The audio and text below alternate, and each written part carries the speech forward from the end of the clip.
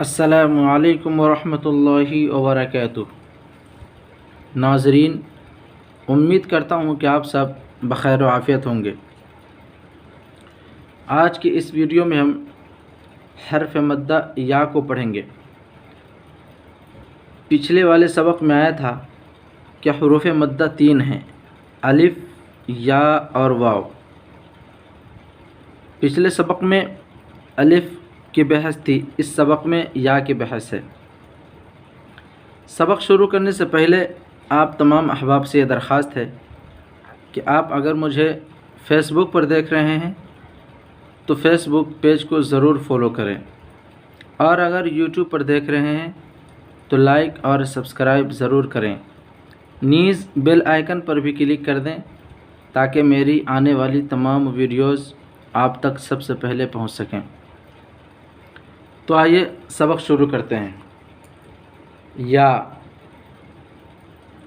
جس پر جزم ہو اور جس سے پہلے زیر ہو۔ کس یا کو کھینچیں گے؟ یہ بتایا کہ جس پر جزم ہو، یہ جزم کا نشان ہے، یہ جزم کا نشان ہے، یہ جزم کا نشان ہے، اور یہ بھی اس طریقے کا جزم کا نشان ہوتا ہے، یہ جو ہے، اور اس سے پہلے زیر ہو تو اس کو کھینچیں گے۔ جزم کے نشان، جزم کی پہچان یہ بتایا، یہ اس طریقے سے جو ہوگا وہ جزم ہوگا۔ جزم کی پہچان کرائیں اور بتلائیں جس حرف پر جزم ہو اس کو پچھلے حرف سے ملا کر پڑھیں۔ تو آئیے سبق شروع کرتے ہیں۔ حمزہ یا زیر ای، با یا زیر بی کھینچ کر پڑھیں گے۔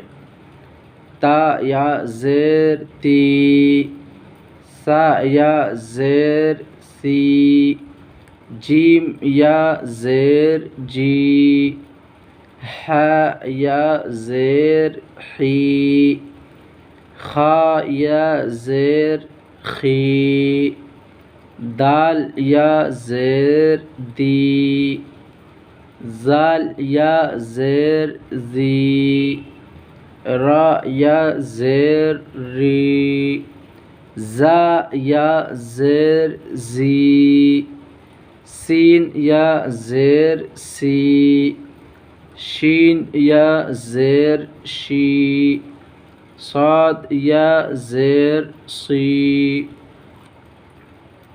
ضاد یا زیر ضی، طا یا زیر طی، ظا یا زیر ظی، عین یا زیر عی، غین یا زیر غی، فا یا زیر فی، قاف یا زیر قی۔